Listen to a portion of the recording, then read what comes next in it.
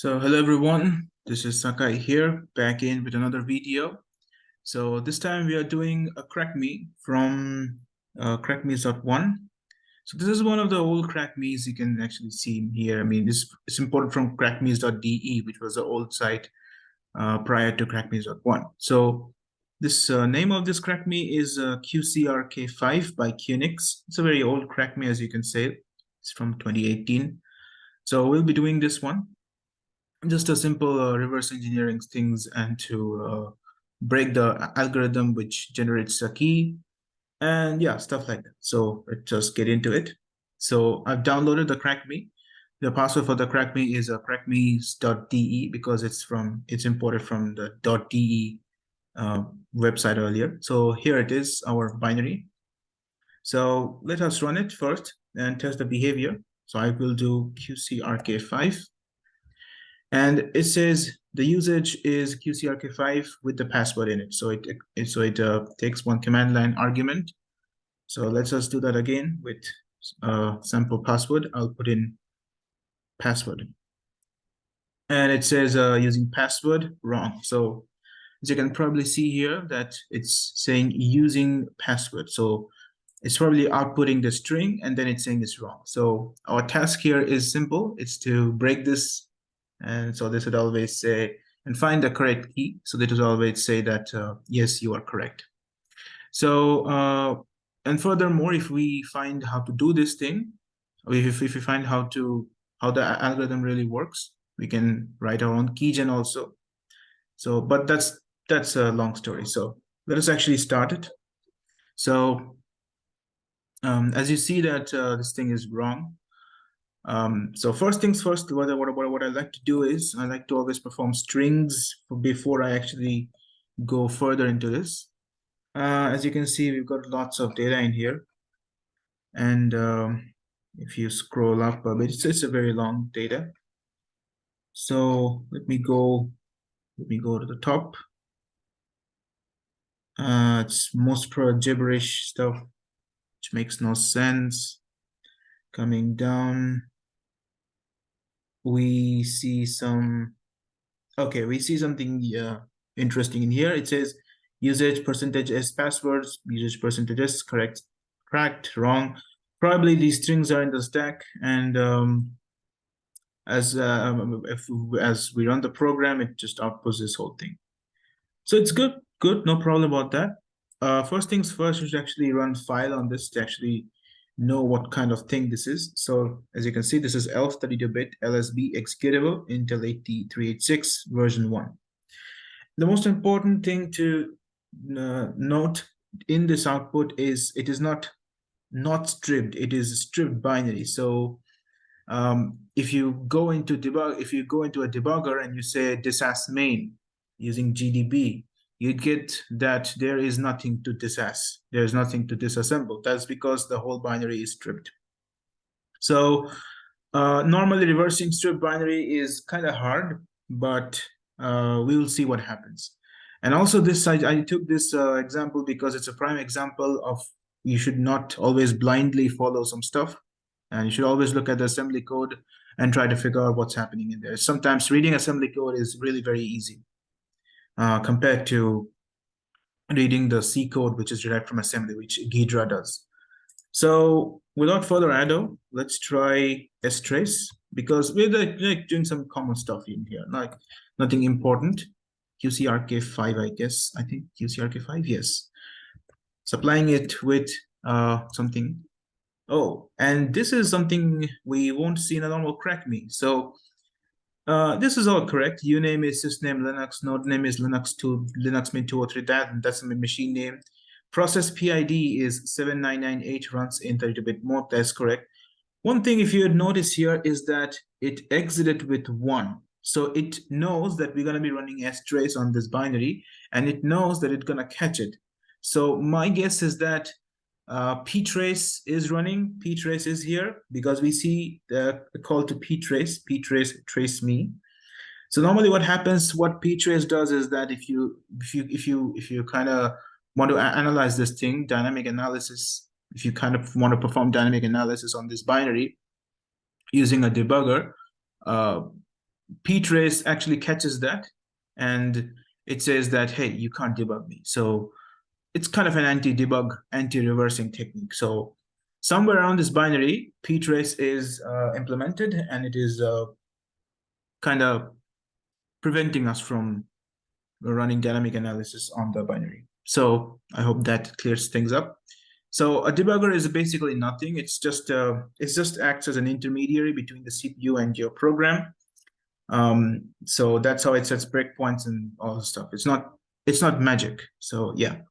So now that we know that the binary is stripped and it has a ptrace implemented, so that we can't use a dynamic analysis on that thing. Let's go ahead and do readelf-h QCRK5. So what is readelf? Readelf gives us valuable information from the elf header file, because we know that this is an elf file format. And this is the magic bytes that's in the front. So the most important takeaway from this information output is that the entry point address is 8048110. So we should actually remember this. So 8048110, because we cannot actually know where the main function is, we could use this to actually calculate where the main function actually resides. Because why we're looking for the main function, because every other function will generate from the main function, will have a call from the main function itself. So it's actually necessary to get access to the main function first to know what this crackme or this binary is trying to do, what algorithm it is trying to do, what algorithm is, all those kind of stuff. So it's important to know where main resides, and how do we do that? We do that with the entry point address in here. So let me just show you one thing. So let us actually take a note of this address in here. Let's open Notepad. Not this one, this is notes. Yeah, okay. Yeah, go away. Text editor. So let's let it here, and we're gonna make a note of this thing. So entry point address is at 0x8048.110. So we can make a note of this thing. Why we're making a note of this, you'll see in a moment. So let's try to actually go ahead and do object dump of this thing. We don't want the AT&T syntax because it is very messed up. So Intel, and I think -D to disassemble this and go for the file. So QCRK5. That's a lot of this thing, the real lot of this stuff. So it's gonna take a while to actually do this, to hold this assembly of that file. Scroll up, and we see that here is our entry point address, disassembly of section.txt. .txt contains all of our executable code that is in here. Coming here, we see that there are two addresses in here at the very last. So now this is important to understand. This is important to understand in here. So let us actually go through the assembly and see what we can understand in here. So as you can see, the first part of this address, what this does is that the entry point address holds the address to our main function, which is actually pushed into the stack. Addresses are pushed into the stack because we want to preserve their addresses. Whenever they're done, it's accompanied by a ret instruction, which pops the addresses of the stack and returns returns a flow of the function back to where the address was called from. So in this case, push 8048208 seems to be the address of the main function here. We can scroll down a bit. Let me just quickly take a note of this too. So main function presumed at 0x8048.208. That's nice. So scroll down a bit. 8048208, 8048208, I think around here. Yes, so this is our main function. As you can see, this looks like a starting of a function, because the first instruction, push EBP, move EBP ESP, sub ESP 0x28, this creates the stack in here. So essentially what happens is that EBP is the base pointer. It is pushed into the stack, and then This is by the way, the first thing which happens is the destination, and the next is the source. So ESP, EBP, so both are equalized, and then ESP is suddenly deducted 0x28 from ESP. So basically, ESP, EBP points to the same location, and then when 0x28 is deducted, ESP now points to a lower address location than EBP, because ESP points to the current stack index, EBP is the base stack index. So that's how it does that. That's how stack works in assembly, low-level languages. And I think this is the start of our function. Lots of things are happening in here. So let me actually try to copy all this thing, and we'll go through this one by one. So it's a lots of stuff going on here. So let me actually copy towards the right instruction. Copy. Go to our. Actually, this is our notepad where we are taking notes. So let me actually go ahead and open another. So we will be doing our work in here. Okay, time to analyze stuff. So as you can see, the first three statements are building up the stack. So not that much important to us. Then ESP is ended with 0x0. Okay, basic instruction of setting up the stack in here. Okay, now it comes the interesting part, is that we're seeing that couple of things are done in pushed into the EAX, add, shift R, shift left, shift right, all of these things are done. We can presume that maybe some kind of this is actually going to be used in a function or something, some kind of sort, because I'm seeing that these things are done on the EAX register, but maybe I can be wrong.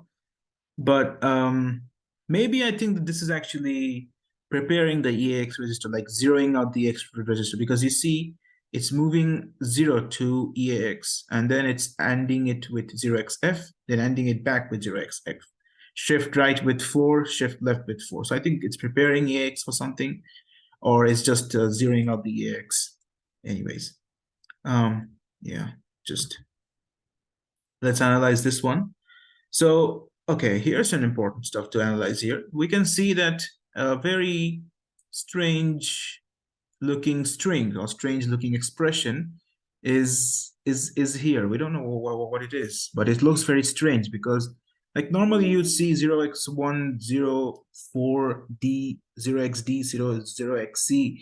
We know that because these are all 4 bytes long. Maybe they're pointing to some int, maybe they're pointing to some of these local variables which are in the stack. Because whenever you see EBB minus 0x4, this actually means that it's actually pointing to a local variable in the stack. So because it's int variable, so int takes 4 bytes of data, and here you see 0x4 here. So makes sense. But this looks like that this strange constant string, or should I say int variable or hexadecimal value, has been pushed into, moved into one of our local variables. So we will make a note of that. Let's go here and we will say that strange expression, and we will say 0x4p7f3da0. Okay, so far so good. So we know that this is a strange thing. So let's just analyze the rest of this stuff. So the next instruction, it's putting something in 0, 1, 0, 0. It's moving these values into this ESP pointer. Notice that this is not minus, that this is actually plus. So these are not local variables, but if I had to take a wild educated guess, I'd say that these are arguments for a function call. And yes, we see that after this has been moved into the ESP stack, we see a call to a certain address. So let me just analyze this whole portion. So, I mean, we saw that ptrace is there, and these arguments 0, 0, 1, 0 looks very much like ptrace argument. This is a wild guess I think I took when I was doing it this thing here, but obviously we can follow this function. It's 804EA50, 804EA50 in the object dump. And we can see that this is another function, 804, hold on, 804E EA50. Here it is. Here it is. So yes, this is the beginning of another function. So indeed, that was a call to another function. Now we won't analyze this thing, but if I had to take a wild guess, I think that this is probably a call to our ptrace. So, I mean, the thing that we cannot debug this or dynamically analyze this binary, I think this is the ptrace. This assumption of mine is further I think it's further deepened when I saw the ptrace Linux manual page. So if you go to the Linux manual, ptrace manual, you can see that let me just scroll to the top. I was just reading this thing, so yeah. So ptrace, it gets 4 arguments, and we saw that it's getting 4 arguments. It says request PID of types of PID, void of address, and void data. So I was actually curious. So I'm going to go to ptrace detect debugger to see if it's indeed ptrace or not. And using ptrace to detect debugger. Wait, hold on. Ptrace. I found this post from reverse engineering, anti-debugging, detecting tracing in Linux. And when I read this thing, which is this thing. So this answer, it says if ptrace, it's taking arguments ptrace on the trace me 010, it became actually clear that it's indeed a ptrace call, because if you look at this very carefully, so let me just see, the arguments are like 0010, okay? And this is a stack. Remember, this is a stack, so it's obviously is following whatever gets pushed on to the top, whatever gets pushed on to the bottom will get, it's a LIFO structure, to be honest. So if you see that it's a 0010, so this argument would be counted from the bottom, not from the top. So it's that's why this is ESP, then plus 4 bytes, ESP0x4, plus 4 bytes 0x8, plus 4 bytes 0xC. So we got all the arguments in here. So if I take a wild guess, and yes, I think this is correct because this is a call to our ptrace. So we could safely say that ptrace call. So far, so good. Let's just see what happens next. So obviously, ptrace will return something. And if we go here, so it says that, let's see, where's the return is. Let me search for return. Yeah, so let me just see return value. On success, the ptrace peak request returns the requested data, but see no ptrace, okay. So I think it will return, yes, on error, all requests return -1, and error number is set to indicate the error itself. So if it errors out, it will return -1. If it does not error out, it will return 0. Fine. Let me go to our assembly code in here. So obviously, test EAX is actually testing the EAX value, because anything, when it's anything, if the function is returning anything, suppose return 0, return A, return B, anything that is stored in the EAX. So it's testing that, hey, if EAX is 0, or if EAX is something else, then do this, take this jump, or do not take this jump, and follow the next instruction appropriately. So if test EAX, if EAX is 0, then this jump, this is actually a jump taken to here in this case. So this jump will be taken. If EAX is, if EAX value is 0, this jump will be taken. And as in our case, if you're not using a dynamic analysis, if you're not using a debugger to analyze it, the EAX value will always be 0 in this case because ptrace is not having to do any work. So that's why it will jump to here. Pretty easy, right? But what if our EAX value is not 0, it's -1. So if it's -1, it will drop down to here. It will drop down to here. So this will actually, let me just type in a comment here so that it becomes easy for all of us to do. So it tests if tests if ptrace return value is 0 or -1. So the jump will be taken if it's 0. So the jump will go to here. But let's say if the jump is not taken. Let's say if it's -1. So then now we have the return as the EX value is set as 1. And then it's moving this EAX1 to this address, EBP0x14, and now it's jumping out of this main function. So this address 48335 is out of our main function. 335 is right here. It's right here. So it's moving this 0x14 back to EAX, and it's leave and read. So essentially, it's leaving our main function. So if you attach a debugger, it won't do all of this stuff, which might be the algorithm itself doing the key or something like that, and will directly leave the function. So you won't get the key, or you won't, the binary won't actually run. It will just leave. So pretty interesting stuff so far, but pretty basic stuff. We haven't actually got the algorithm, the meat of the binary itself. So let's actually go forward and do it. All right, so the next instruction here is this jump. Yeah, we talked about this jump. So the next instruction here, let me just, So the next instruction here is comparing. It's comparing EBP plus 0x8 with 0x2.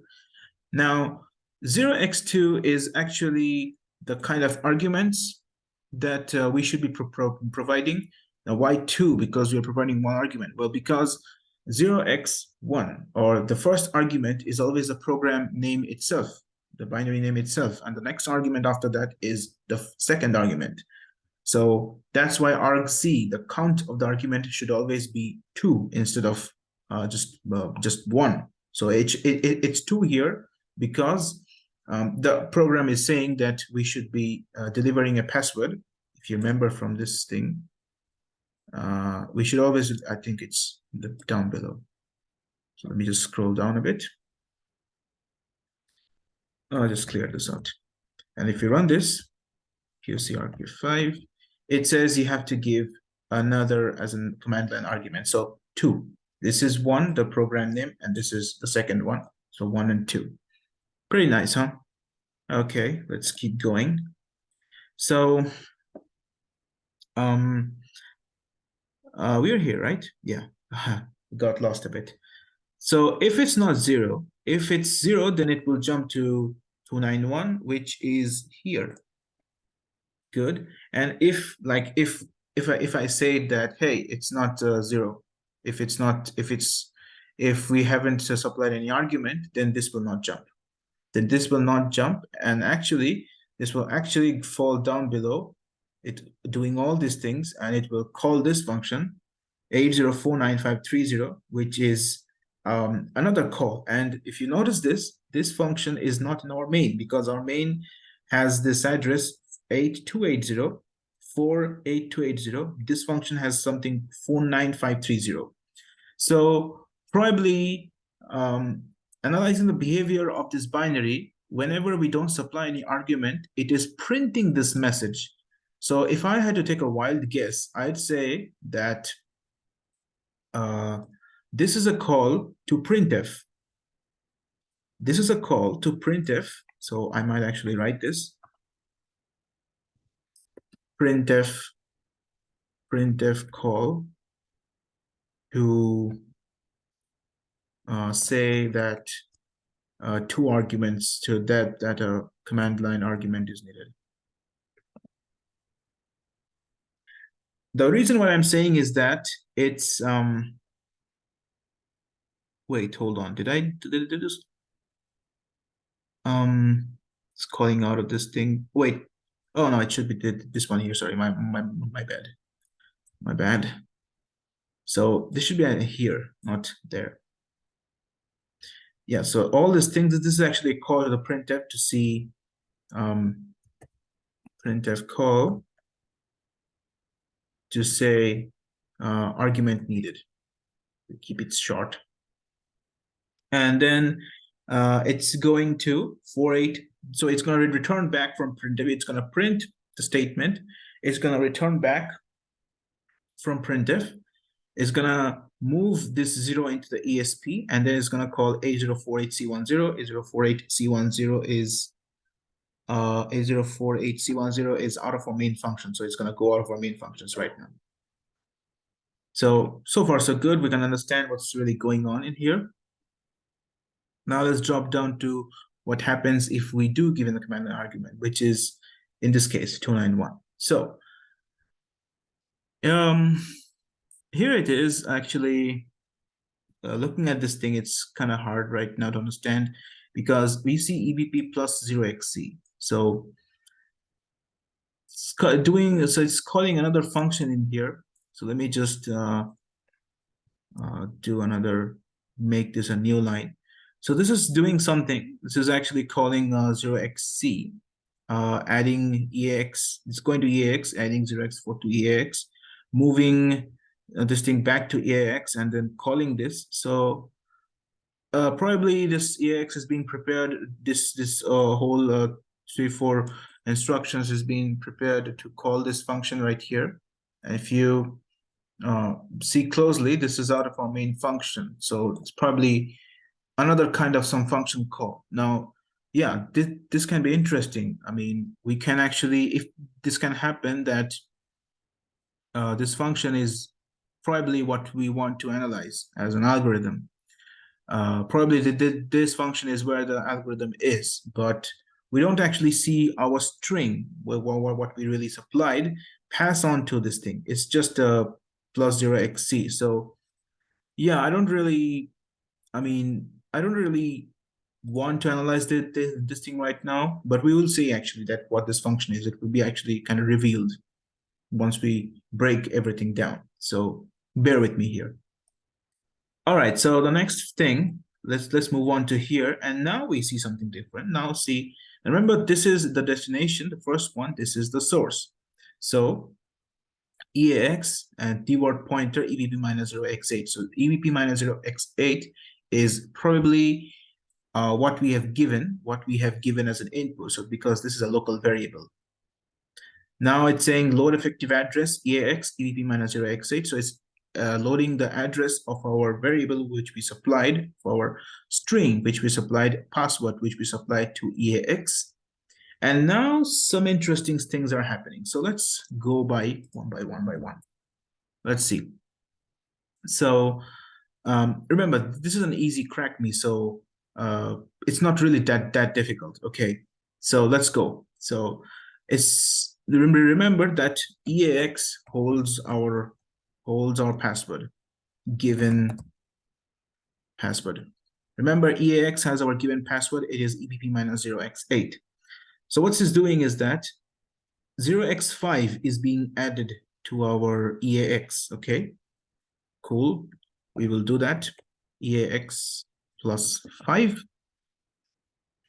And then it's loading this address 0x8 back to EAX. Okay, same stuff as before, not really interesting.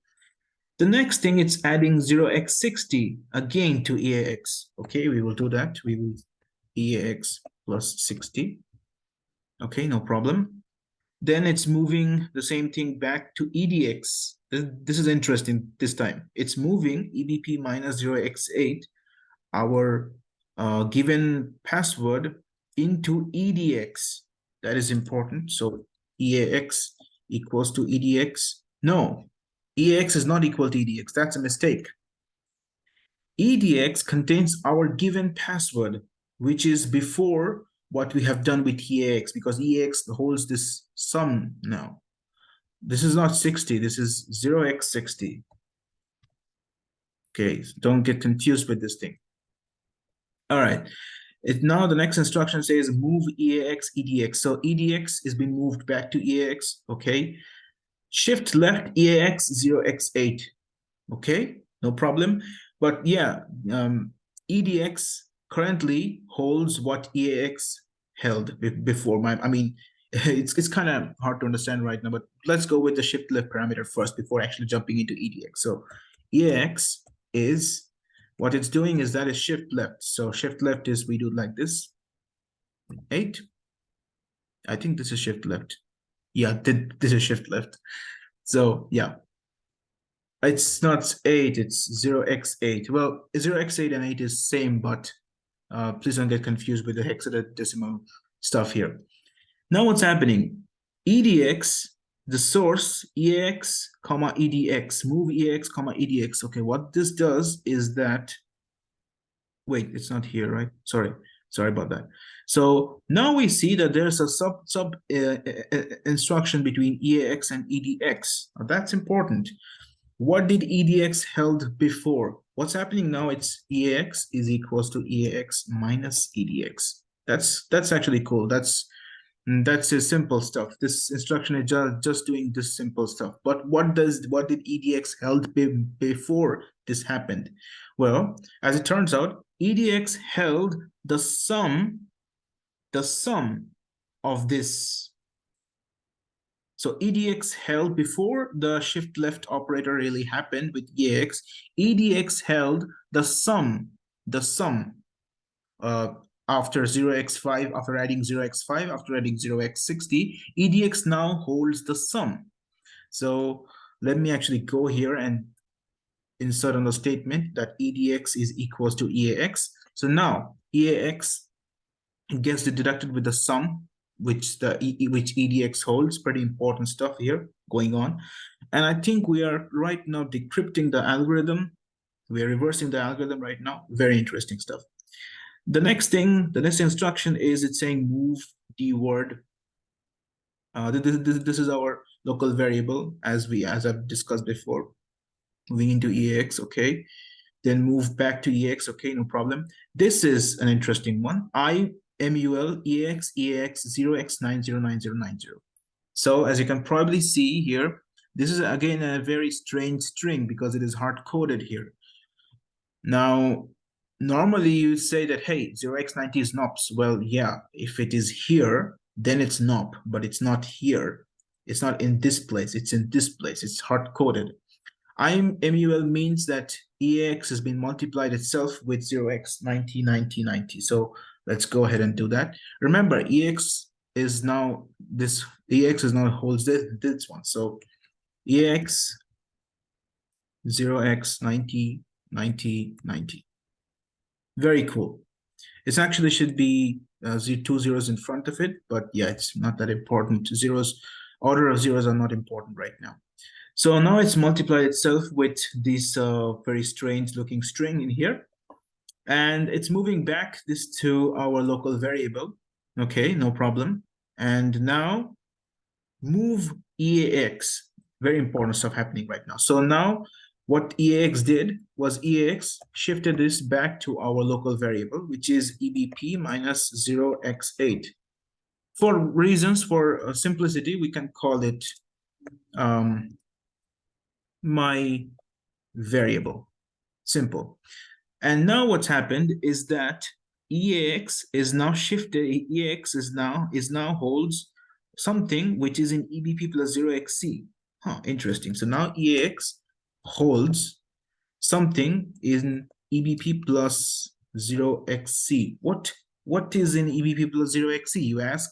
Well, scroll up and we see that this string right here is in 0x4. Okay, well, you say, what's that have to do with all these things? Let me just not get lost in all these instructions right here. It's because now they're going to have actually a comparison, which is right here, as you can see. Well, let's go this slow by, let's go this very slowly so we can understand what's happening right here. So after this multiplication is done, it's back to here, add EX with 0x4, move this with 0xc, and move this with something in the data section, ATAF3B4. All right. We see that the move dword ESP plus 0x8 with EAX. These are not local variables. We're not really interested in that very much as so. Coming on to this section, because this is going to be a comparison call here. So I actually spoiled it. So yeah, just sorry for that. So you can see here, there's another call here for another function, which goes out for main. I would say that after this thing is done here, let me actually go here. This part is calling for another function. I'd say another function it's going to call in here. Let's not focus on that. Let's focus on what's in below here. So move EBP minus 0x4 to EAX, back to EAX. So our thing is loaded back to EAX. No, no. Our thing is 0x8. What's 0x4? 0x4 holds the strange string that we actually had here. Strange expression. So you see, this was actually held in I think it's EBP. Yes. Yeah, EBP minus 0x4. This was held in this address, EBP minus 0x4, for the entire duration of this whole algorithm executing procedure. You can give it another name. You can give it a name like strange exp, but in assembly language, it's EBP minus 0x4, local variable, as I've said before. So let me just change this real quick. So EBP 0 minus 0x4 now holds that strange expression, and you can see that now they're being compared. Now they're being compared. So EAX now holds this thing, which is obviously our strange expression, and now EAX holds the strange expression. So now there's a comparison between EAX, basically now there's a comparison between the strange, if I can spell this correctly, strange EXP and my variable. If I can spell things correctly, that would be nice. Now there's a comparison between strange EXP and my variable. Unbelievable. So now it's actually, this whole string was actually there to come to do all these things and to compare, did this thing matches this thing or not. Simple stuff, not too hard. And you can see that there's a jump right after it. So if it's not equal, JNE means jump, not equal. If it's not equal, go to 314. 314 is this thing. And it's calling another function, 530. So let me just try to, yeah. All right. It's calling another function 530, which is returning back in here 00 and returning it.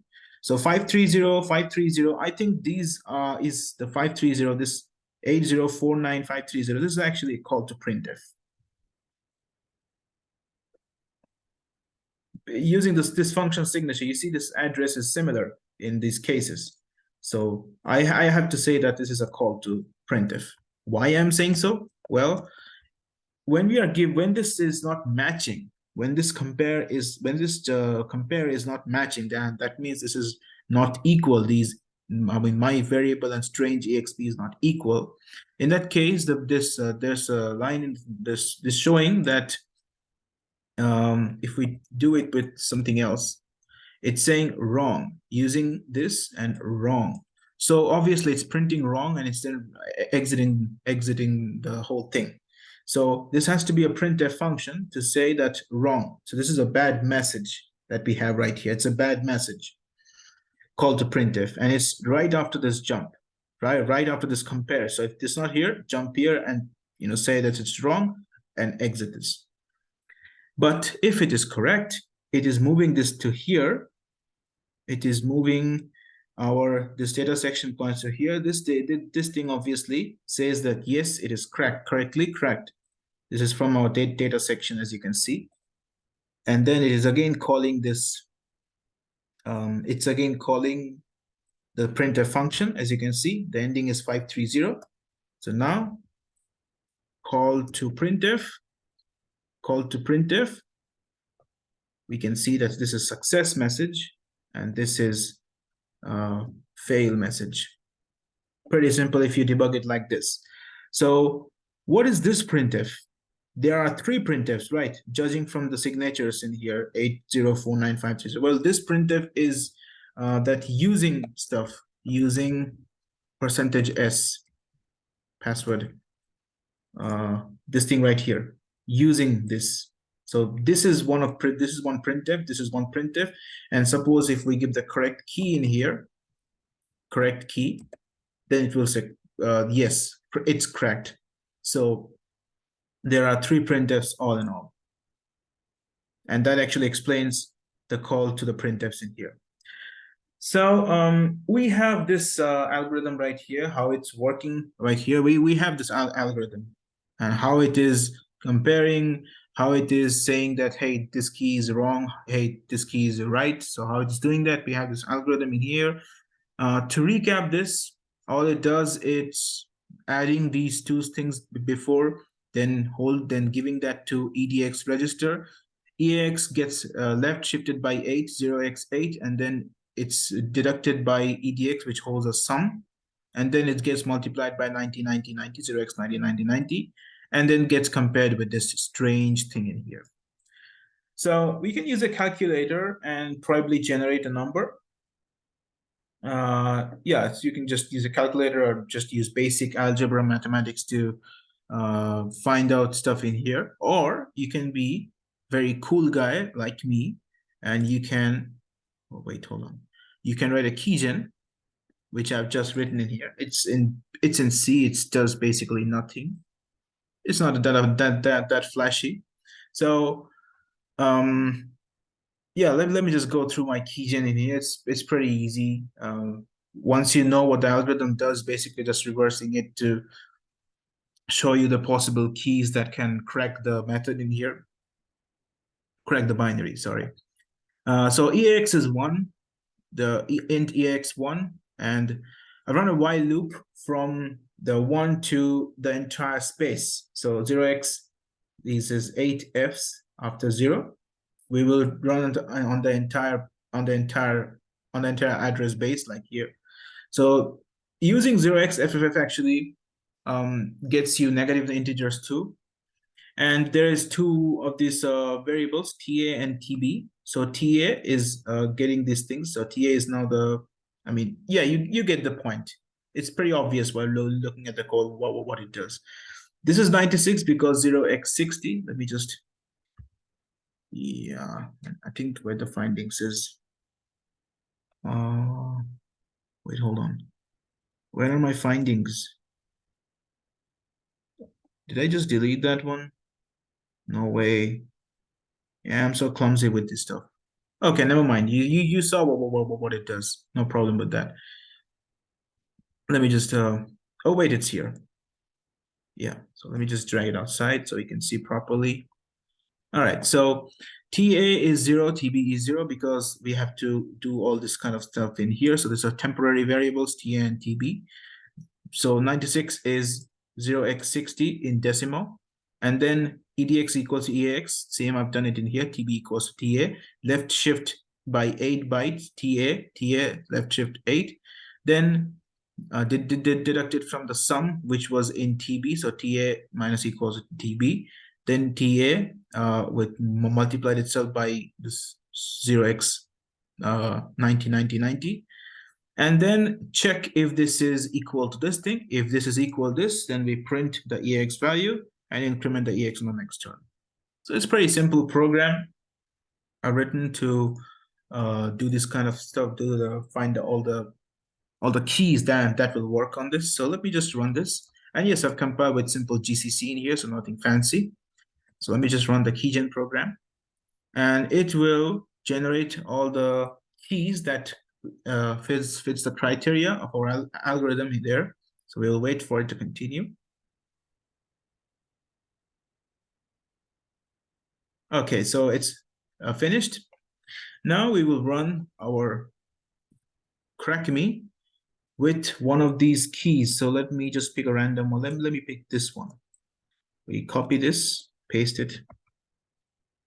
And it says correct Correct. Congratulations. We've just cracked this thing without using Ghidra and without using all those sophisticated tools. We just used Objdump and read assembly code and did this whole thing. Congratulations. So it's pretty cool writing a keygen and cracking this crackme. Cool stuff. Now, if you noticed, I have Ghidra actually opened because I did actually take some help from Ghidra when I was solving it. Well, I didn't actually go the Objdump way. Everyone wants an easy way right here. So we're going to actually analyze this with Ghidra. It's going to be a very short analysis because I've already done an analysis using Objdump, which was a very in-depth analysis. We're going to actually go towards Ghidra now, and let's see that why I didn't use Ghidra to crack this crackme. So let's actually go it. We're going to double click this. I already have this project loaded. So yeah. Okay, here's a code browser. We're going to analyze this thing. It's going to take some time.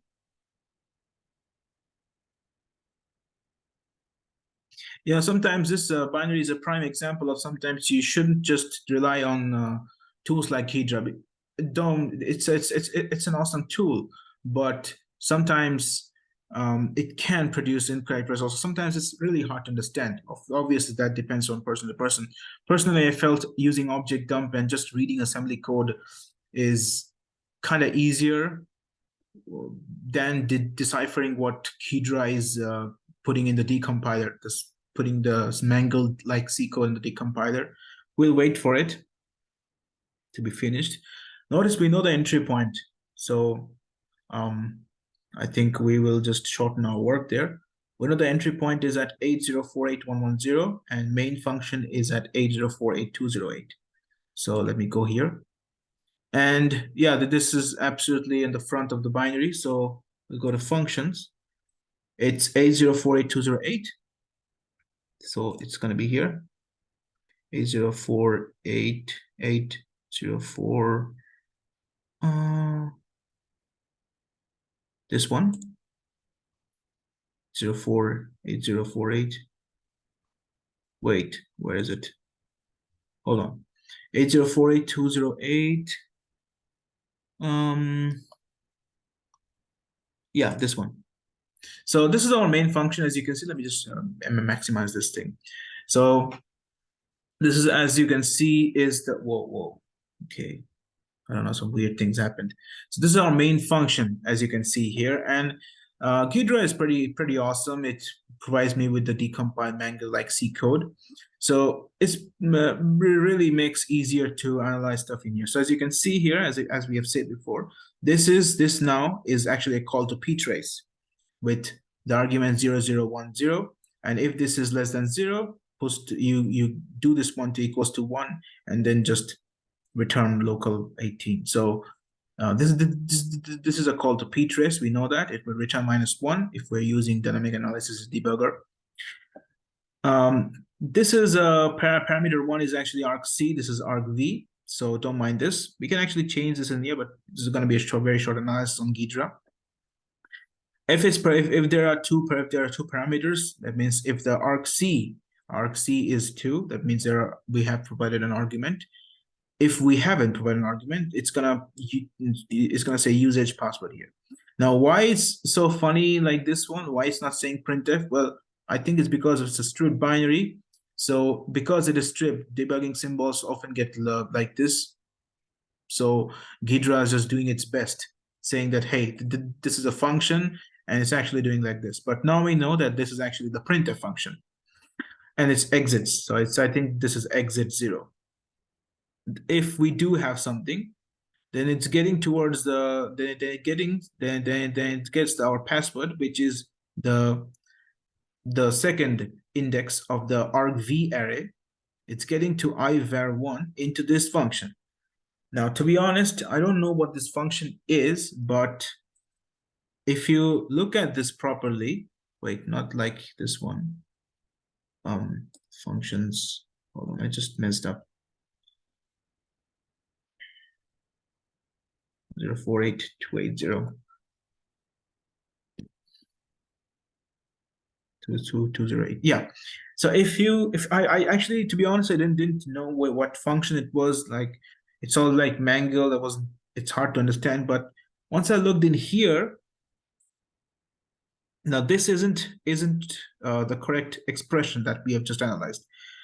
Maybe it's trying to simplify this thing, and like the algorithm, maybe it's trying to simplify this and putting the statement like this in here, because obviously the assembly code doesn't is saying it's doing what the assembly code is saying, right? Maybe it's kind of I mean simplifying this whole thing, because we now see that this is comparing. So this is our strange string which we have encountered before while using Objdump. This function, as it turns out, is the A2I function, ATOI function, which basically turns our ASCII string into an integer. So why I know this, how I know this, because when I was actually using Ghidra, and you see this thing right here, ivar1 plus 0x65. You can't just put it like this. So because it is a string, okay, so you have to change a string into a number into an integer, and then you have to do it like this. So I think maybe that this is the a to I function, which changes an ASCII value to an integer. And then it checks this, correct, wrong. So, it's actually very easy to use Objdump in this case. But obviously, yes, you can use Ghidra. Both are not the same thing. So yes, Ghidra actually did provide with this correct information that, hey, this is equal to this thing. If this is good, then correct, unless not. So it is a bit difficult because it is a binary striped, and you don't know what functions does what. So it's pretty good of a practice to actually read some assembly code and trying to figure out what's actually going on. So yeah, it's pretty good. Crackme. It's pretty easy one. It's actually very easy one. It's rated 1, I guess. Yes, difficulty is 1. So it's pretty good, pretty nice one. Quality is 4. I think you should try it yourself, see if you can read some assembly code and try to figure out what's going on. And yeah, I think it's the end of this video. If you like this video, please leave a like and comment down if you want to see more of these type of videos. I'll be actually doing this reverse engineering videos. Whatever I've learned, I'm gonna try to put everything on the table, and most probably I will learn something more, because like I know very less. I try to learn at each point of time. So yeah, if you find anything that you want to add to this video, do it right in the comments. And I'll see you guys in the next video. Thank you very much for watching.